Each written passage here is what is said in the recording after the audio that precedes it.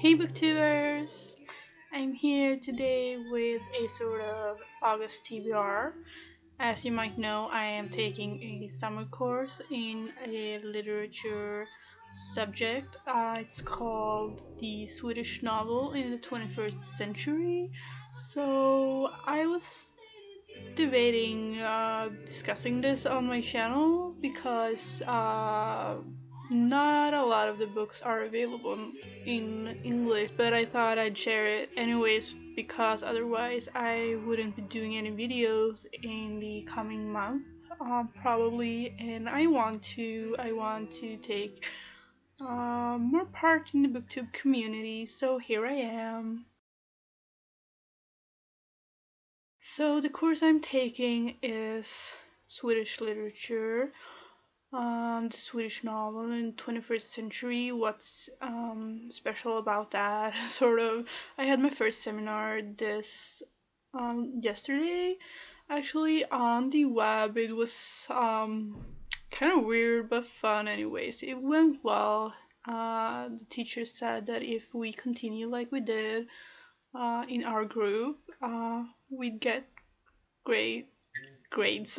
So yeah, it's good. The book we discussed yesterday, which we had a week to read, is this huge book. It's Yeah, I got a lot of notes. I'm not gonna talk much about this. It's called Myggor och tigrar by Maja Lundgren. She's written a book called Pompeii before, which I think is available translated. That book is supposedly not no fiction, but what we discussed about this is if we can really call it non-fiction or a novel, or what it is, if it's a hybrid, and why we can't distinguish fiction and non-fiction as easily as we did before. Before the libraries had, at least in Swedish, had red spines for everything that's fiction and blue spine for everything that's non-fiction. So we don't do that anymore. And I'm guessing this it's the same in other countries. It's more difficult to tell what's true and not true. In this, we discussed if it is true or not. It's supposedly true, and she talks about true people. It's Some parts are in Neapel in Italy, discussing the Camorra, the mafia, and other parts are discussing the Swedish culture, life, magazines and journalism and such, especially male, misogyny, stuff like that, that Maya has gone through. So this is very much a feminist book, so that's something I liked, but most of this I really didn't care much about. If this wasn't a sign for me, I would not have read it. For my Swedish viewers, maybe you'd like this. I don't really recommend it. It's just huge and ugh. So this week I will be reading two books mainly until my next seminar on Tuesday next week.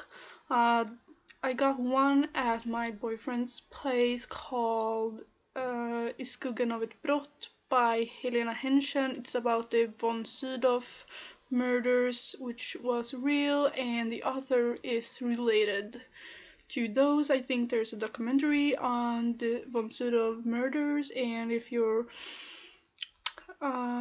internationally, you could probably go Google it if you're interested. I haven't started that one yet, and the book I got at home right now for this week to read is huge. The book at my boyfriend's place is 200 pages, maybe. This is 660 pages, and this is called De fattiga i Lodz. This is translated to English, and apparently they are calling it The Emperor of Lies. It's from 2009. If you do translate it correctly, it would say The Poor in Lodz. Lodz is a town in Poland, and this is about a Jewish ghetto in Lodz, Poland, in the 1940s when the Second World War breaks out, and about how the Nazi Germans put all these people into a ghetto, and the protagonist is a shaman, and the book is very much about his role in the destruction of the Polish Jews. I've only read 50 pages of this. Yeah, 50 pages of this so far, so I'm not really sure how it will turn out, but it says on the back that it's a strong book with a new insight to the Holocaust, apparently, and it won the August Prize in 2009. The August Prize is a Swedish literary prize. Yeah. So I'm kind of intimidated by this book, but yeah, I don't really read too much war fiction. I guess this is also, is it fiction or not? I mean, he's taking part of journals and stuff, I believe, but it's still a work of fiction, even though it's a historical fiction. Next book I'm supposed to read is this. I read this during the Booktubeathon, so if you want to know more, I'm talking about this on my Booktubeathon wrap-up video. Next, I got two books I don't know anything about. It's this one, Modets Praktik by Kerstin Ekman. I don't think this is translated, but apparently this is supposed to have drawn inspiration from another book we're supposed to read as a secondary lit, called Dr. Glas by Hjalmar Söderberg, which is a Swedish classic from 1905. I've already read this and loved it, so this is secondary lit, but I have it at home, so I picked it up and I got this secondhand.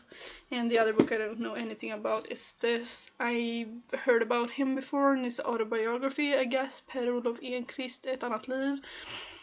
But yeah, I don't know much about this. It's huge as well. I'm not looking forward to it.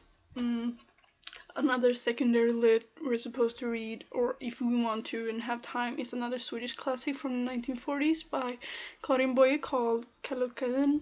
I think this is both these classics are available in other languages, so yeah. And the last book I have at home for the course is another novel based on the author's upbringing, sort of.